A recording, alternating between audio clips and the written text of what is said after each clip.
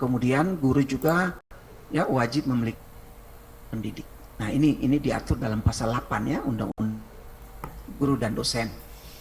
Nah, kaitan dengan sertifikat pendidik ya penyelenggarannya itu diserahkan kepada LPTK yang terakreditasi ya. Nah, prosesnya ini yang sementara kita lakukan ya, sejarahnya cukup panjang ya, karena ada beberapa tahapan-tahapan sertifikasi guru ya, mulai dari model ya penyelenggaraan ya sertifikasi berbasis portofolio ya, kemudian ya berbasis pelatihan ya, jadi ya yang kita sebut dulu PLPG ya, pendidikan dan latihan profesi guru ya, lalu kemudian sekarang kita kenal pendidikan profesi ya, pendidikan profesi guru atau PPG. Nah, itu dasar hukum ya undang-undang ya nomor 14 tahun 2005. Nah, kemudian undang-undang itu dijabarkan ya lebih jauh ya di dalam peraturan pemerintah, kemudian Permendikbud ya 38, kemudian juga surat ya keputusan Menteri Hukum dan HAM ya, yang memberikan, sebenarnya ini memberikan dasar ya, jadi dia memberikan dasar yang kuat bagi penyelenggaraan ya pendidikan ya profesi guru dalam jabatan ya, yang kita kenal ada 2 kategori ya, jadi ada 2 jenis kategori. Nah, PPG yang pertama itu PPG dalam jabatan kategori 1. Nah, kategori 1 itu ya khusus dilaksanakan bagi ya mereka yang diangkat ya TMT-nya itu sampai dengan Desember 2015. Nah, sementara ini khusus buat Bapak Ibu kan diangkat mulai dari ya 1 Januari 2016 ya, itu berarti masuk dalam kategori 2 ya, jadi PPG dalam jabatan kategori 2 ya.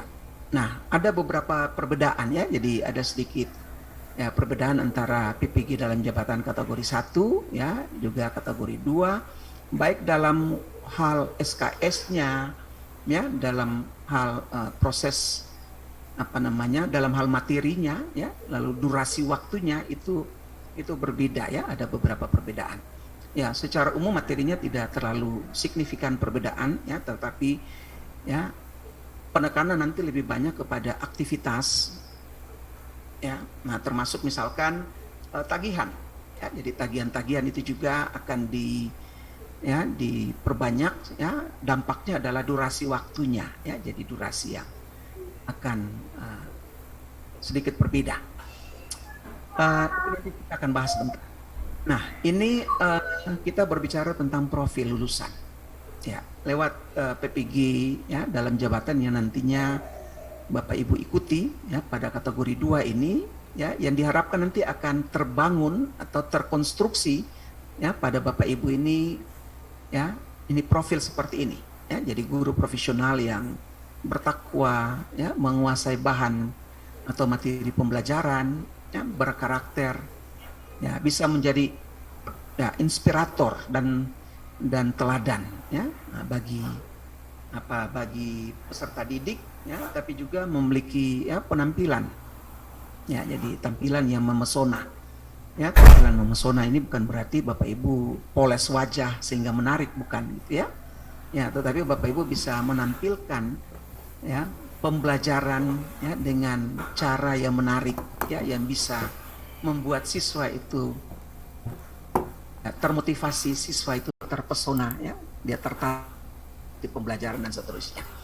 Ya, tapi juga ya dalam keseluruhan itu Bapak Ibu profesional yang nanti bisa ya mengajar menggunakan ya perkembangan ya menggunakan IT. Mengapa? Karena memang tuntutan pendidikan sekarang ya, Bapak Ibu harus bisa membangun ada di ya paling tidak ya selain penguasaan bahan ajar ya, tetapi ada 3 kemampuan besar yang kita sebut sebagai life ya, jadi kecakapan yang berkaitan dengan pekerjaan, kecakapan yang berkaitan dengan kehidupan gitu ya. Lalu kemudian learning and innovation skills ya, jadi ya berinovasi, kecakapan belajar, kemandirian belajar, Yang di dalamnya kita kenal ada yang kita sebut 6C. Nah, ini nanti Bapak Ibu akan dalami selama proses ya, proses-proses pembelajaran selama PPG ini ya. Jadi ya, 6C itu critical thinking ya, kemampuan berpikir kritis, kemampuan berkomunikasi, ya, kemampuan sama atau kolaborasi ya. Ya, atau kalau kita lihat profil pelajar Pancasila sekarang ya gotong royong gitu ya. Jadi nah itu harus dimiliki. Selain nanti kreativitas ya, komputasional, logik ya, berpikir komputasional, kemudian ya compassion ya, yang harus dibangun nanti kepada semua siswa ya. Nah, karenanya lalu tuntutan kepada Bapak Ibu cukup besar bisa membangun tadi. Nah, lalu hal yang ketiga yang kita harus bisa bangun kepada para siswa adalah IT media skills ya, jadi kecakapan information technology communication, dan jadi itu yang nanti harus bisa kita kembangkan karena skill lulusan PPG dalam jabatannya seperti itu ya. Nah, ada capaian yang harus Bapak Ibu peroleh. Bapak Ibu diharapkan nanti setelah mengikuti ya, profesi guru ini, Bapak Ibu nanti di kemampuan seperti ini, capaian ya, jadi capaian pembelajaran lulusan. Nah, capaian pembelajaran lulusan itu kita maknai sebagai ya, kemampuan yang nantinya akan dimiliki oleh peserta setelah mengikuti ya, pendidikan itu selama ya, periode tertentu ya, jadi selama 5 bulan misalkan ya. CPL-nya yaitu sebagai pendidik profesional yang bertakwa kepada Tuhan Yang Maha Esa, berakhlak mulia. Nah, dengan tugas utama ini ya, jadi tugas utama mendidik, mengajar, membimbing, mengarahkan, melatih, menilai, dan mengevaluasi peserta didik ya. Jadi yang diharapkan nanti ya, CPL ini ya nanti kita Bapak Ibu nanti miliki.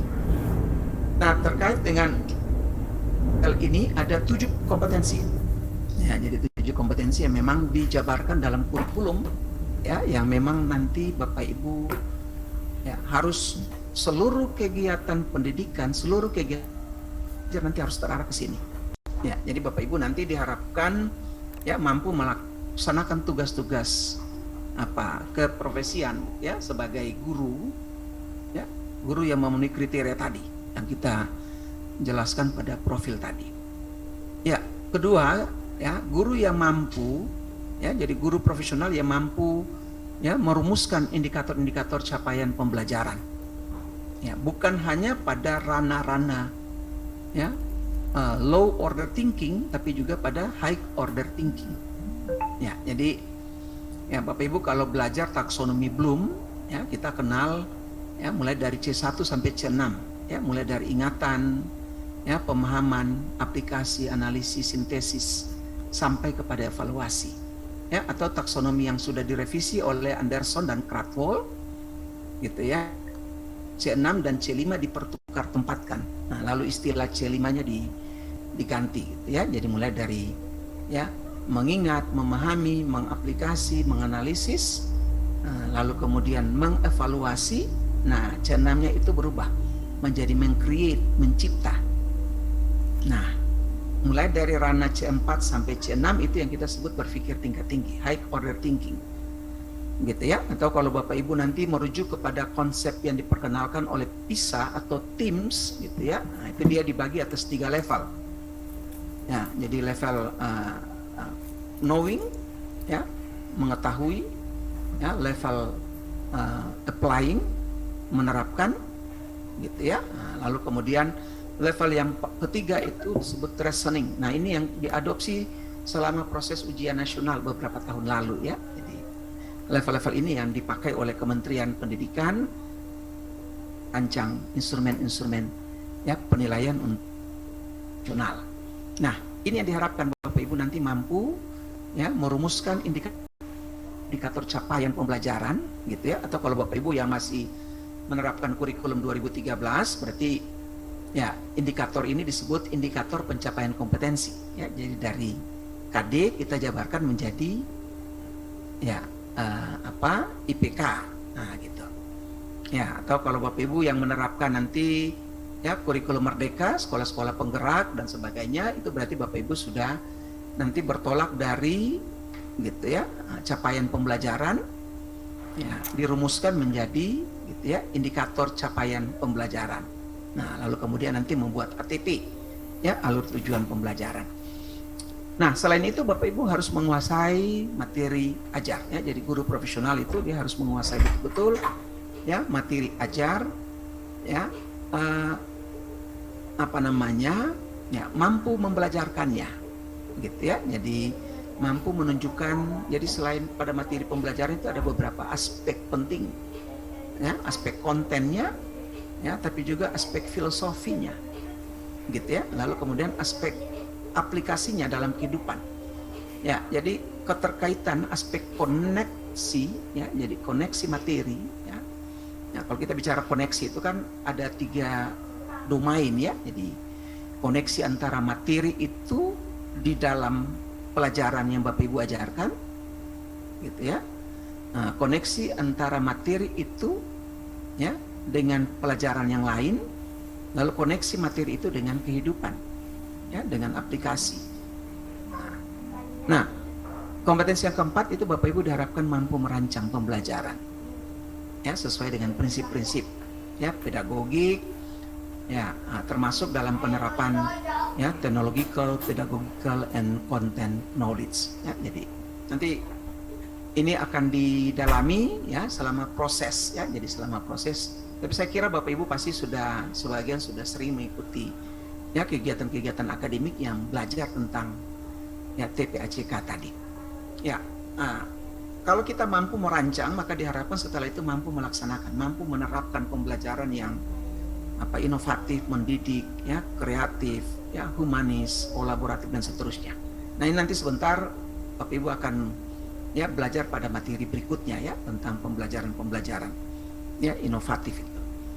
Ya, lalu kemudian kemampuan yang keenam itu mampu mengevaluasi, ya. Jadi, ya, kita tentunya diharapkan nanti mampu mengevaluasi baik input, ya, di dalam perencanaan pembelajaran, input di dalam pelaksanaan pembelajaran, demikian juga proses dan produknya, ya. Jadi guru yang profesional itu seperti itu, ya, dia harus mampu melakukan, ya, perancangan dan melaksanakan, ya, evaluasi.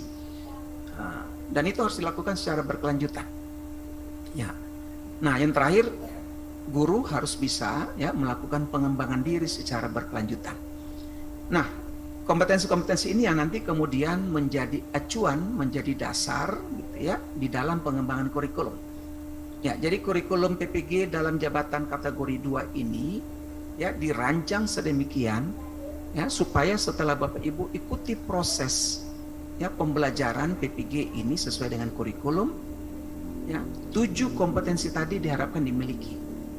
Ya, kalau 7 kompetensi dimiliki berarti secara akumulatif CPL itu nanti akan dimiliki, ya, capaian pembelajaran lulusan yang tadi digambarkan, demikian juga profil, ya, yang diharapkan dimiliki Bapak Ibu. Nah, ini kurikulum, ya, jadi kurikulum yang nanti Bapak Ibu akan ikuti selama 5 bulan ini, gitu ya. Jadi nanti Bapak Ibu akan ikuti sampai dengan Desember, ya. Nanti sebentar kita akan lihat jadwalnya, gitu ya. Ada 3 kelompok besar, ya, jadi 3 kegiatan besar yang nantinya Bapak Ibu akan ikuti, ya. Yang pertama itu pendalaman materi, ya, jadi nanti pendalaman materi itu Bapak Ibu akan ikuti selama sebanyak 6 SKS, ya. Jadi beban kuliahnya atau beban SKS-nya, beban belajarnya itu 6 SKS, ya. Proses pembelajarannya atau kegiatan-kegiatan pembelajarannya melalui kegiatan tutorial dan kegiatan kuliah, ya. Jadi nanti, ya, Bapak Ibu akan dalami, ya.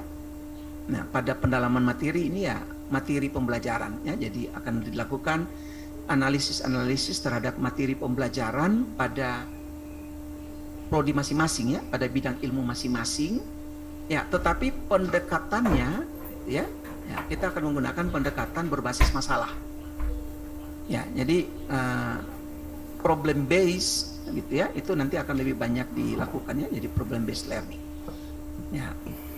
dengan arah pada pengembangan literasi, ya. Jadi itu dilakukan supaya nanti literasi, ya, keterampilan berpikir tingkat tinggi itu bisa meningkat, ya.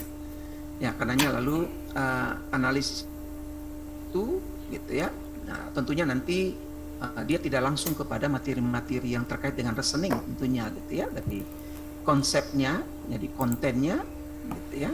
Nah, mulai ya dari yang sederhana tapi sampai nanti kepada yang kategorinya kompleks, gitu ya. Jadi, nah, orientasi pembelajaran yang menekankan kepada pengembangan nalar itu lebih banyak dilakukan, ya, supaya nanti Bapak Ibu bisa menerapkannya ketika Bapak Ibu kembali di sekolah.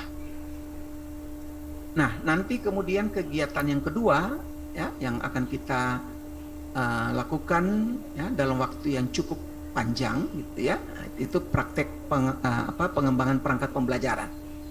Ya, jadi tahapan-tahapannya cukup panjang. Nanti sebentar saya jelaskan tahapan-tahapannya, gitu ya, dengan alokasi waktu yang relatif juga panjang, ya, selama 5 SKS, ya. Jadi 5 SKS. Ya, 5 SKS kalau dengan perhitungan 1 SKS itu, ya, 170 menit sesuai dengan Permen 03 tahun 2020, ya. Ya, maka butuh durasi yang cukup panjang, ya. Nanti kita lihat sebentar cara perhitungannya. Ya, model kegiatan nanti lebih banyak seminar, ya, lokakarya, diskusi, gitu ya, itu akan lebih banyak dilakukan. Nah, tetapi untuk penyiapan ini, untuk kegiatan pengembangan perangkat pembelajaran, ya, Bapak Ibu itu nanti akan didampingi oleh para pendampingnya. Jadi nanti tiap orang nanti akan ya, tiap kelompok, ya, jadi nanti ada kelompok besar 30-an orang, lalu kemudian nanti ada kelompok-kelompok kecil, ya, satu kelompok itu terdiri dari 10 sampai 12 orang. Nah, tiap kelompok itu nanti akan didampingi oleh satu pengajar, satu dosen, ya, dan satu guru pamong, ya, untuk kegiatan kedua ini, ya. Ya. Nah, demikian juga nanti kegiatan, ya, praktik pengalaman lapangan. Nah, nanti kalau kegiatan praktik ini berarti Bapak Ibu tinggal, ya, mengaplikasikan, menerapkan, ya, hasil dari pengembangan perangkat itu di dalam pembelajaran di lapangan, di kelas. Ya, jadi nanti Bapak Ibu akan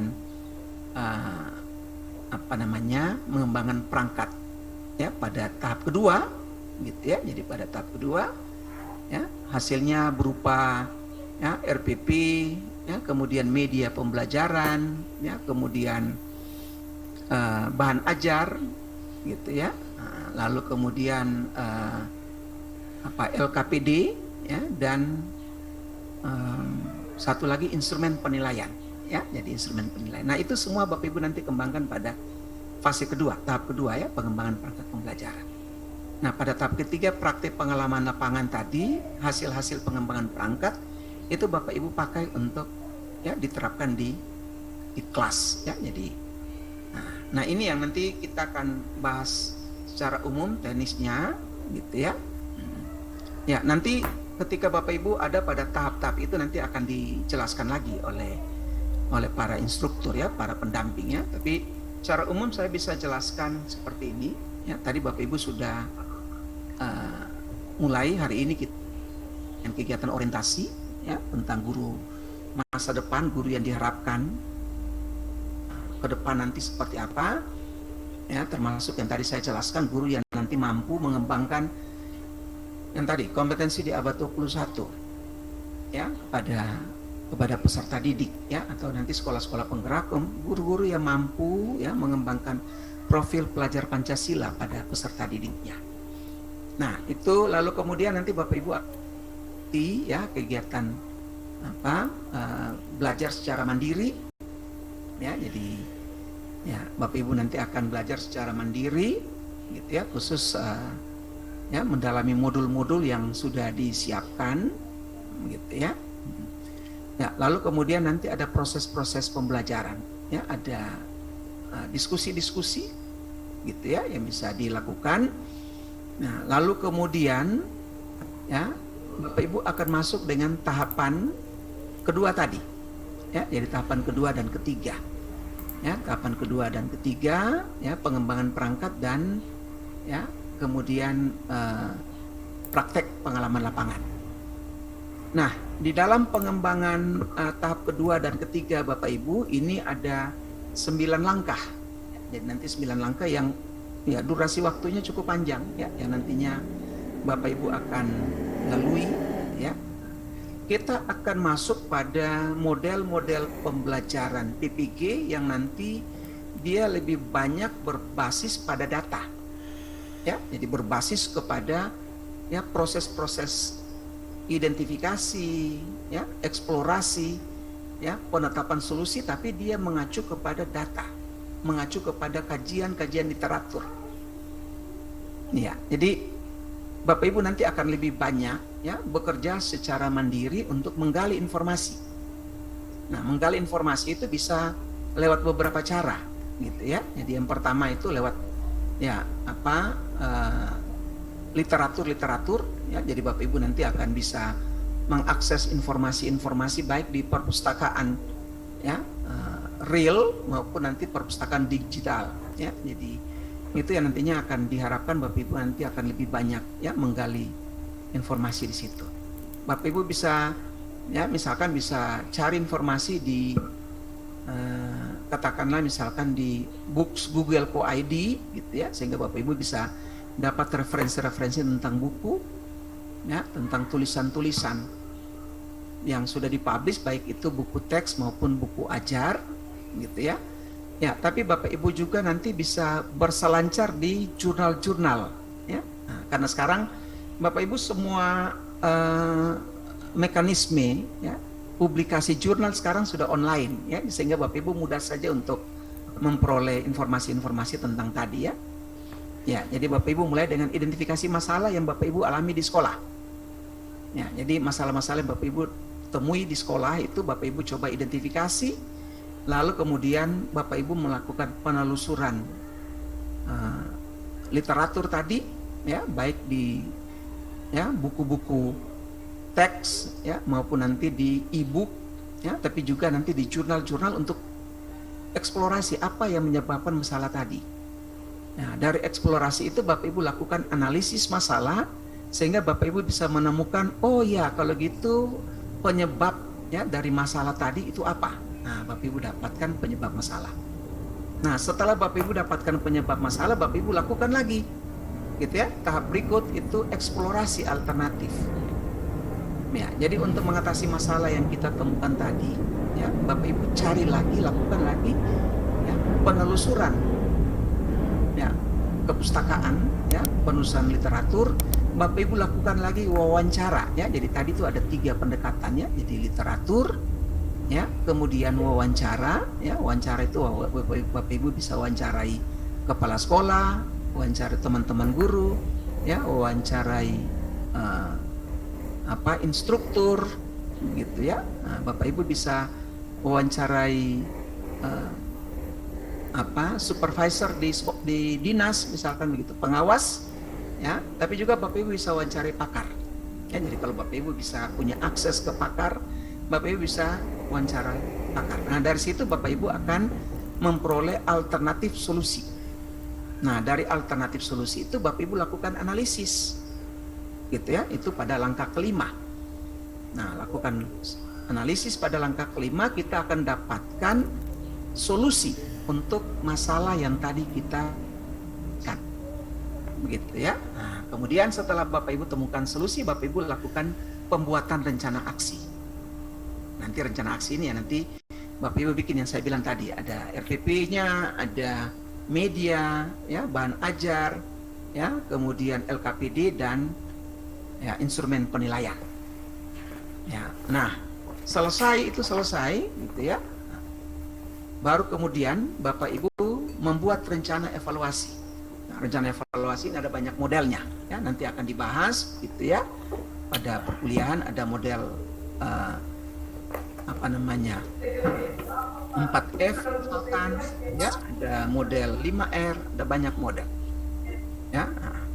Nah lalu kemudian setelah Bapak Ibu melakukan kegiatan rencana evaluasi ya, rencana evaluasi itu ada beberapa tagihan ya. Jadi nanti Bapak Ibu akan dapatkan ya instrumen ya jurnal ya materi pembelajaran yang nantinya Bapak Ibu akan dapatkan secara garis besar gitu ya. Nah, sekarang jadwal kita bagaimana? Ini jadwal kita mulai ya, Bapak Ibu sudah ya mulai lapor diri dari tanggal 19 sampai 23 gitu ya. Nah, kegiatan-kegiatan belajar mandiri sudah dilakukan. Ya, hari ini kita melakukan kegiatan orientasi. Ya. Nah, selanjutnya nanti ada kegiatan yang disebut kegiatan kebinekaan. Ya, nanti akan dirancang waktunya ya. Jadi nanti Ibu Koordinator PPG, Ketua Prodi PPG dan tim akan merancang kegiatan untuk nanti kita ya Bapak Ibu akan lakukan ya.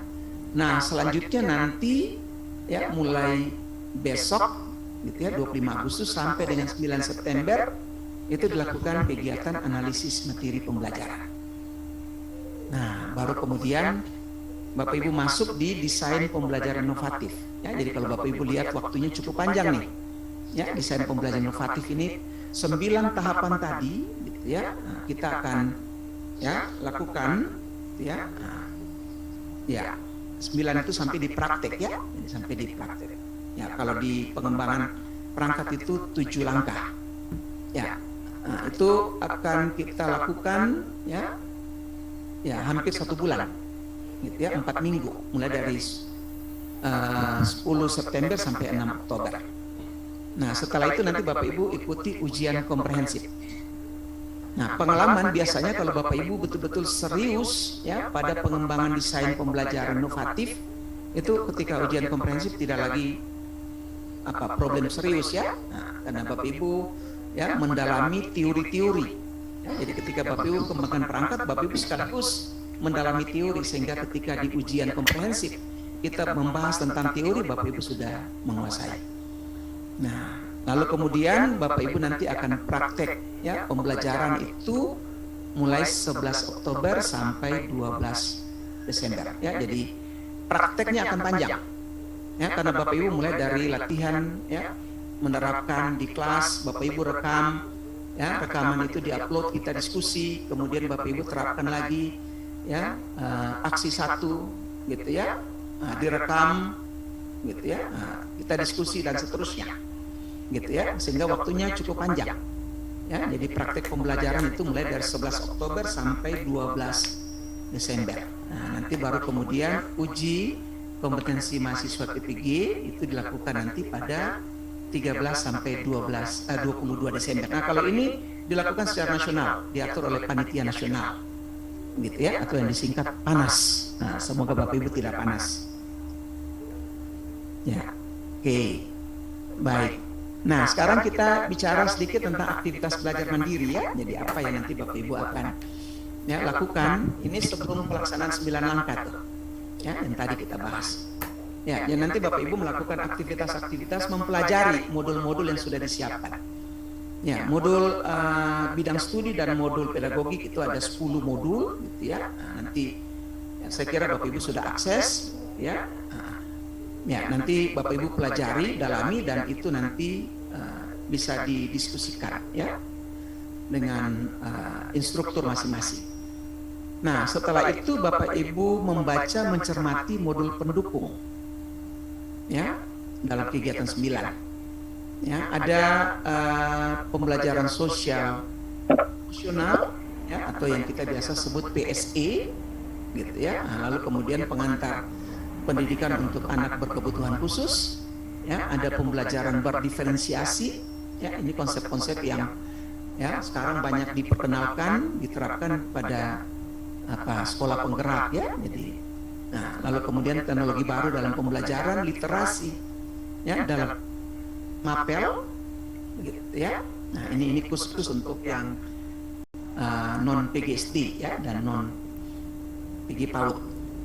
Nah, lalu kemudian untuk PGSD, PG PAUD ya, pendidikan guru anak usia dini itu nanti lebih banyak mempelajari literasi dasar. Ya, jadi literasi dasar itu nanti didalami ya. Nah, lalu kemudian design thinking dan computational thinking. Nah, ini yang nanti Bapak Ibu akan dalami dalam proses. Ya, jadi nah, lalu kemudian Bapak Ibu akan ada latihan, ya. Jadi ada latihan-latihan ya yang akan dilakukan. Nah, berapa lama Bapak Ibu akan mengikuti kegiatan ini? Nah, ini kira-kira beban belajar.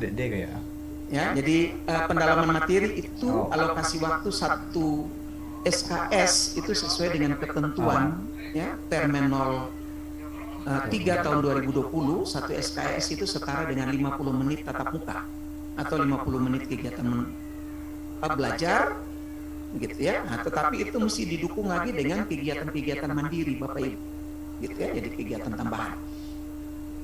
Belajar itu diatur dalam permen itu 50 menit.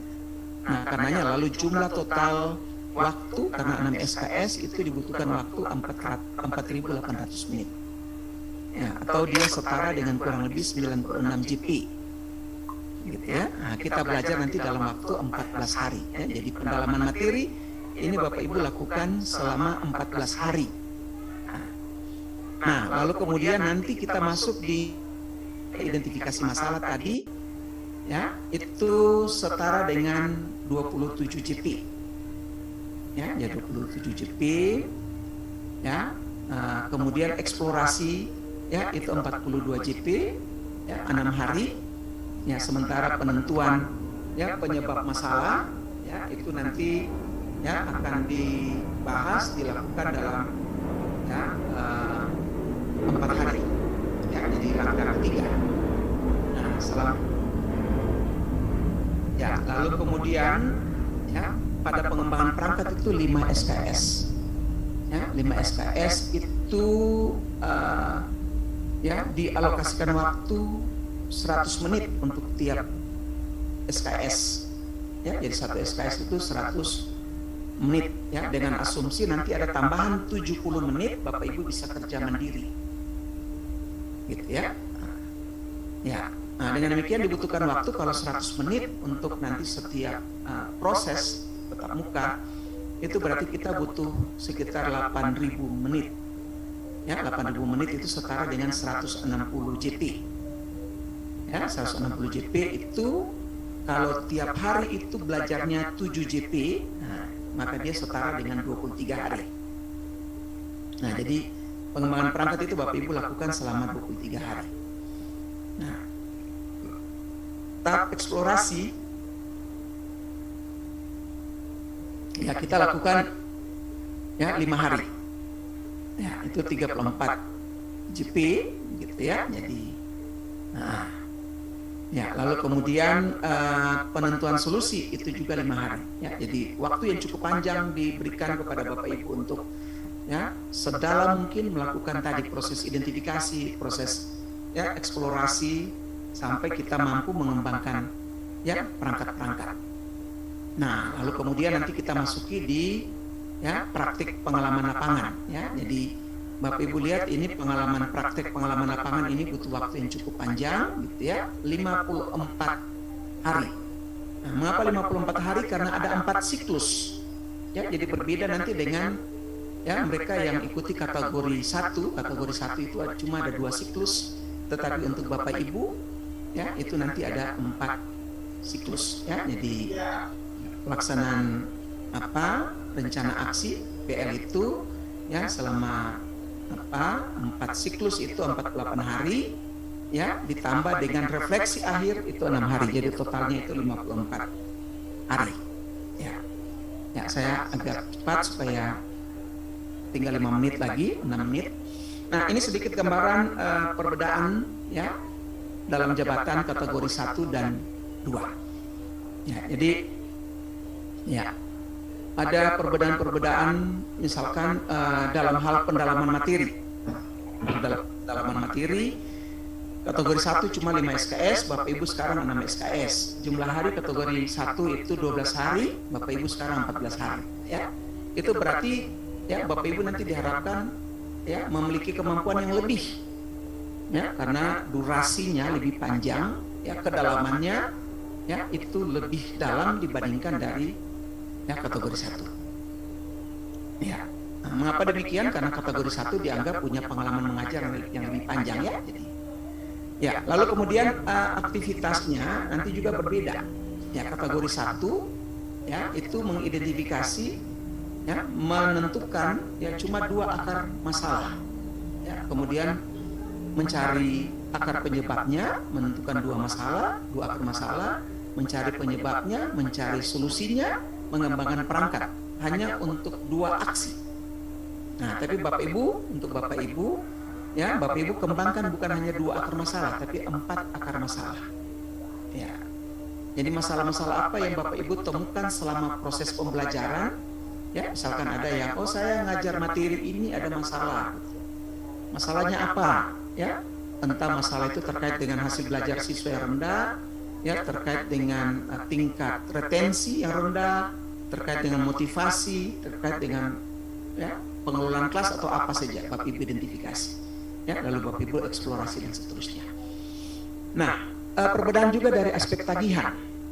Ya, jadi aspek tagihan itu cuma ada 2 tagihan, ada 2 akar masalah, ya. Nah, tapi pada kategori 2 ini sudah ada 4 akar masalah. Ya, jadi itu apa? Ya, perbedaan ya di situ ya. Jadi ya. Oke, baik. Bapak Ibu, ini ada sedikit apa namanya? Gangguan jaringan ya. Kalau yang kemarin itu 2 set perangkat ya. Sekarang 4 set perangkat. Ya, jadi 4 set perangkat itu mulai dari RPP gitu ya, kemudian media pembelajaran, bahan ajar gitu ya. Nah, kemudian apa namanya LKPD ya, dan instrumen penilaian ya. Itu mulai dari kisi-kisi ya, jadi tidak langsung bikin instrumen, tidak ya, buat kisi-kisinya, nah, baru kemudian buat instrumen penilaiannya, kemudian buat rubriknya ya, atau pedoman scoring nanti akan dibahas selama ya kegiatan ya. Lalu kemudian nanti praktek pembelajaran inovatif ini juga ada perbedaan antara kategori 1 dan 2 ya, karena kategori 2 SKS-nya bertambah ya, 7 SKS 54 hari. Nah, kalau di kategori 1 itu cuma implementasi 2 set perangkat ya, kurang lebih 13 hari ya, apa namanya, tiap perangkat gitu ya. Nah, Bapak Ibu, ini implementasi 4 set ya, masing-masing itu 12 hari, jadi butuh waktu kurang lebih 48 hari ya, cukup panjang ya, jadi cukup panjang. Nah, nanti kemudian pada langkah ke-9 refleksi akhir dan tindak lanjut itu juga ada beda ya. Kalau apa di kategori 1 itu cuma 4 hari, ada 2 rencana aksi. Kalau Bapak Ibu nanti ada 6 hari. Nah, di situ termasuk peer teaching. Ya, jadi pada langkah 9 itu ada kegiatan peer teaching ya. Jadi kalau Bapak Ibu nanti praktek itu nanti sudah real teaching ya, tapi ini sekarang peer teaching. Ya, nah ini persyaratan guru pamong saya kira tidak usah saya jelaskan supaya kita bisa pakai waktu untuk diskusi gitu ya. Nah, demikian juga dosen gitu ya, persyaratan dosen ini juga ya, ini diseleksi oleh panitia, jadi saya kira tidak usah kita diskusikan ya. Nah, ya, demikian juga ya persyaratan instruktur, persyaratan apa ya, panitia, tenaga administrasi gitu ya. Nah, ini semua ada persyaratannya. Baik, saya kira itu beberapa catatan supaya ini pas 45 menit sesuai dengan rencana. Gitu ya, Jangan lupa like, share, komen, subscribe. Karena subscribe itu gratis. Gratis. Gratis. Gratis. Gratis. Gratis. Gratis. Gratis.